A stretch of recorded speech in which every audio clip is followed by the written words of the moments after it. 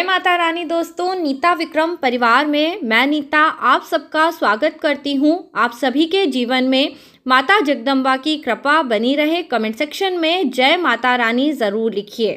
दोस्तों, कल है 2 मार्च 2022 की तारीख, बुधवार का दिन और फागुन मास के कृष्ण पक्ष की अमावस्या तिथि, जिसे हम 15वीं तिथि कहते हैं।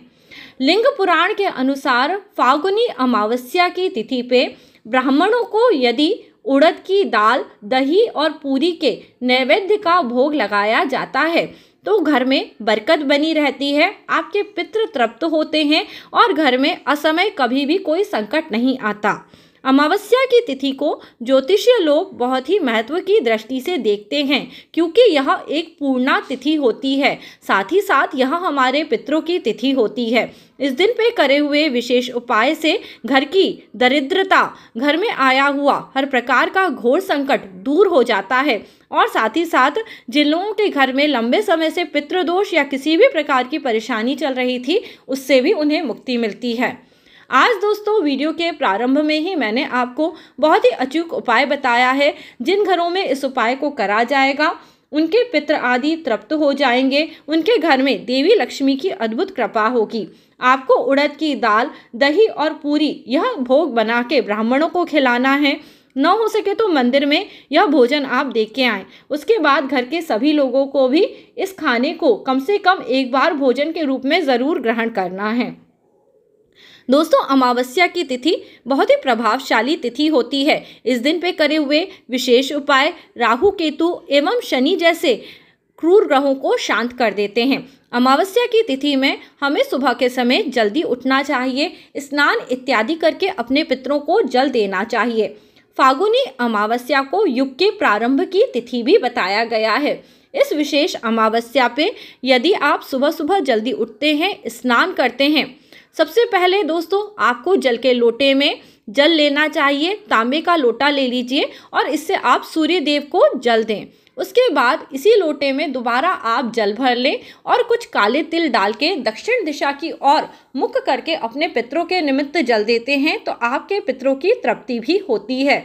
इस उपाय को जिन घरों में करा जाता है वहाँ पितरों की कृपा से धन, सुख, सौभाग्य की बारिश होती है, क्योंकि जिस घर के पितर इत्यादि तृप्त होते हैं उस घर में कभी भी असमय कोई संकट नहीं आता, वंश की वृद्धि होती है, विवाह इत्यादि कार्य भी बहुत ही अच्छे से हो जाते हैं। इसके विपरीत जिस घर के पितर अतृप्त रह जाते हैं वह बार बार घर में कोई न कोई विघ्न व्याधि देके हमें यह दर्शाते हैं कि हमें तृप्त करो, हमारे निमित्त कुछ दान पुण्य और पूजन अर्चन जरूर करो।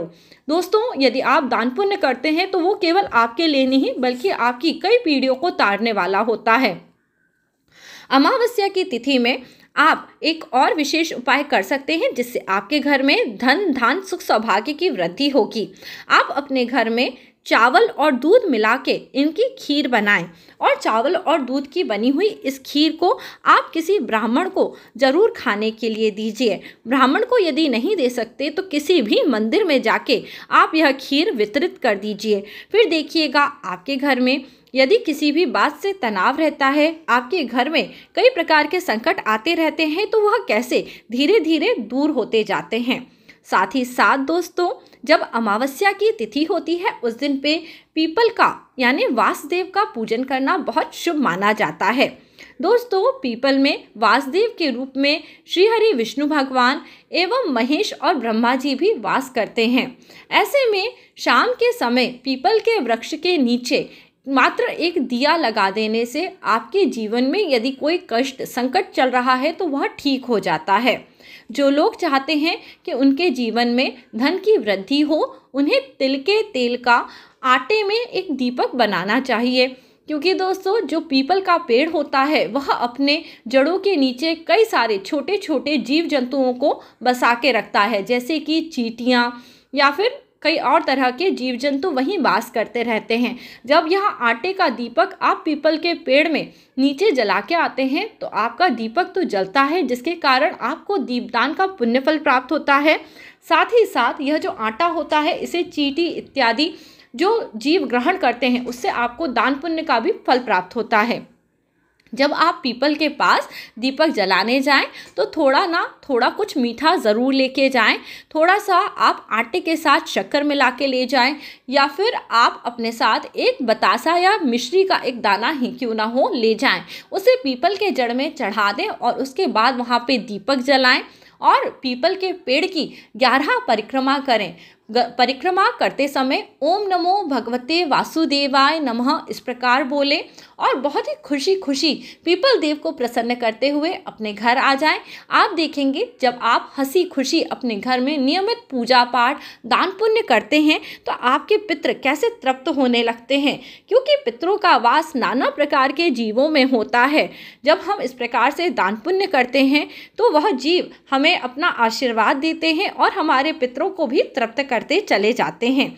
इसी प्रकार दोस्तों, अमावस्या की तिथि में गौ माता को भोजन करा देने से भी आपके जीवन में लाखों करोड़ों जो नाना प्रकार की व्याधियां होती रहती हैं उनसे आपको मुक्ति मिल जाती है। आपको किसी भी गाय को इस दिन पे भोजन ज़रूर कराना चाहिए। गाय को भोजन देते समय गौ माता के प्रति श्रद्धा का भाव रखना चाहिए। एक रोटी के ऊपर थोड़ा सा गुड़ का डेला लग के या फिर हरी घास का चारा गौ माता को भोजन स्वरूप देना चाहिए। हो सके तो उसके बाद गाय की पीठ पे हाथ फेरना चाहिए। आप ध्यान से करें ये कार्य, क्योंकि कई बार गाय बहुत गुस्से वाली होती हैं और वो मार भी देती हैं। तो इस प्रकार से दान पुण्य करने मात्र से आपके जीवन के कई कष्ट दूर होते जाते हैं। दोस्तों, अमावस्या की तिथि में आपके जीवन में यदि आप चाहते हैं तरक्की हो जाए या आप किसी बहुत बड़े संकट से, किसी परेशानी से इस वक्त पे आप गुजर रहे हैं, तो आपको एक नारियल पानी वाला ज़रूर लाना चाहिए। ये उपाय मैंने आपको बहुत बार बताया है, परंतु ये एक ऐसा चमत्कारी उपाय है जिसने करा है उसके जीवन के कष्ट, संकट, विघ्न, बाधाएं दूर हो गई हैं। तो आप फिर से दोस्तों, यदि किसी भी प्रकार का दुख संकट महसूस करते हैं तो एक पानी वाला नारियल लेके आएँ और आप अपने सर के ऊपर से इस नारियल को 7 बार वार लें। यह उपाय आपको दिन के समय करना है जिस समय पे सूर्य का प्रकाश रहता है, यानी सुबह 7 बजे से लेकर शाम में 6 बजे तक के बीच में आप इस उपाय को करें और अपने सिर के ऊपर से 7 बार इस नारियल को वारें और किसी ऐसी जगह जहाँ पे जल हो वहाँ पे जाके इस नारियल को जल के स्रोत के पास रखाएं। देखिए, देवी देवता कण कण में वास करते हैं। ऐसे में स्थल, जल, वायु, आकाश, इन 5 चीज़ों को हमने देवी देवता की तरह पूजा है।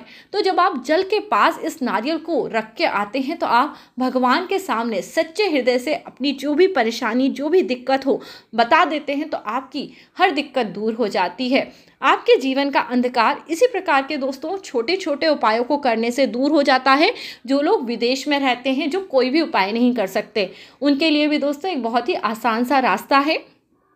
आपने माता वैष्णो देवी की ऑनलाइन वेबसाइट देखी होगी या किसी भी मंदिर ट्रस्ट जैसे कि तिरुपति बालाजी या कोई भी ऐसी जगह जहाँ पे आप मंदिर में दान दे पाएँ, आपको मंदिर में दान ज़रूर देना चाहिए। देखिए, कुछ उपाय ना करने से अच्छा कुछ ना कुछ उपाय करना।